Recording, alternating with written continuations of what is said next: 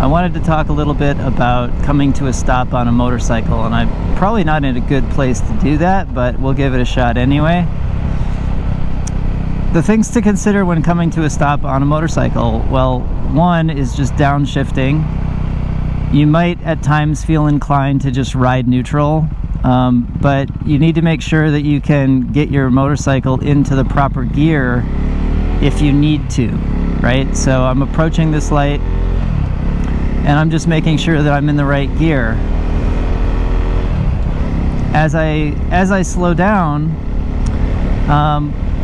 at some point, sure, you might, you're in second gear, whatever, you pull in the clutch and coast the rest of the way, but I want to be careful in doing that, because when you think about emergency maneuvers that you might need to execute, if you pull in the clutch without paying attention to what gear you're in, because you're going to coast your way to the light and then put it into first gear, the problem is that you now don't have the ability to change speed beyond braking. So you can still swerve, but you're subject to swerving in a manner where you're kind of stuck with the speed that you're at. So you can still change directions, sure, and you can emergency brake, but you're not in a position at that point to be able to do anything else, like give it some acceleration when you need.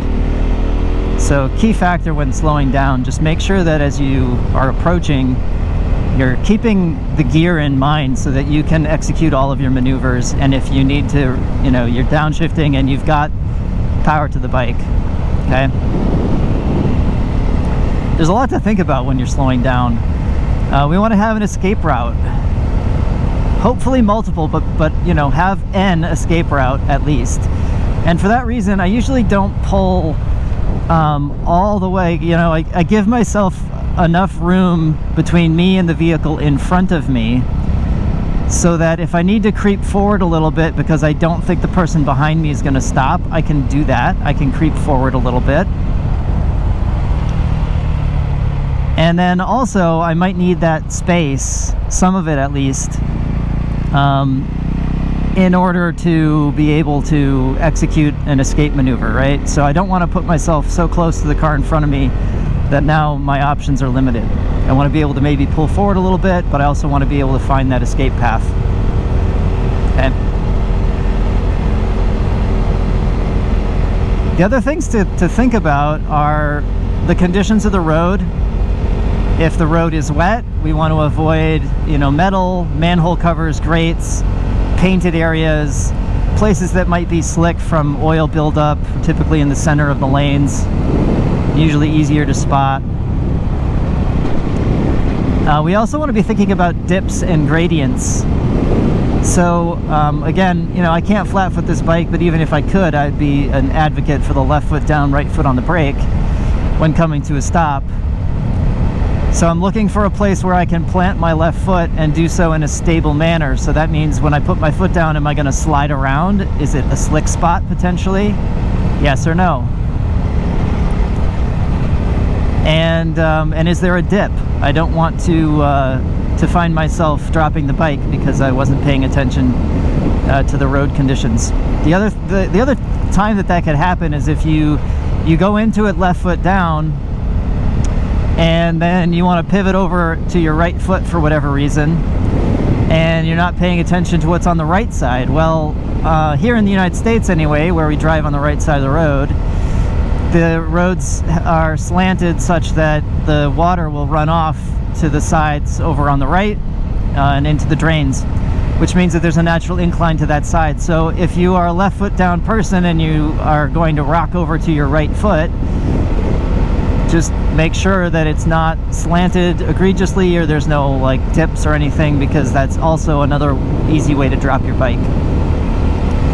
But most importantly, don't try to tiptoe the bike if you can't flat foot it, because that is a really easy way to suddenly just lose that weight balance and drop the bike.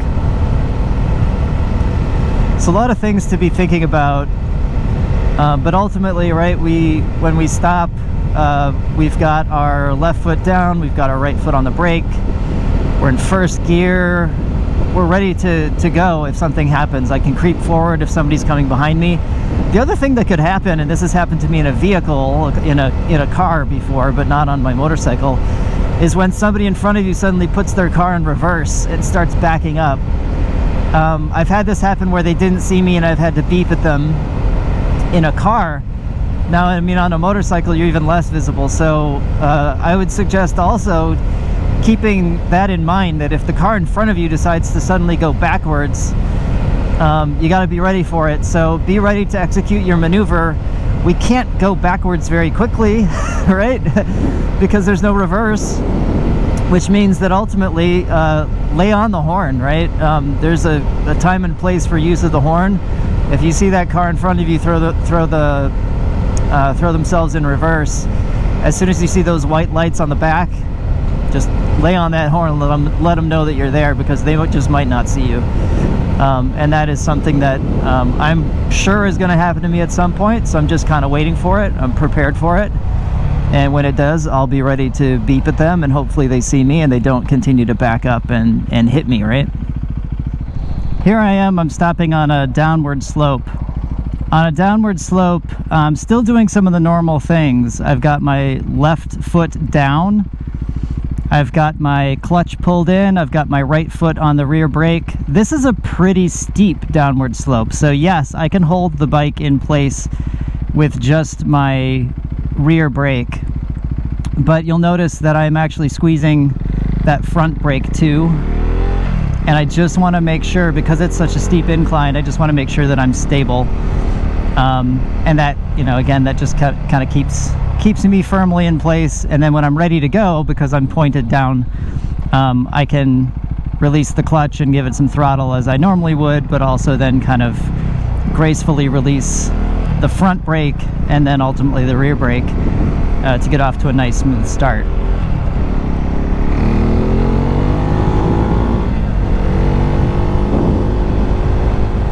The smooth acceleration with these mods is just fantastic.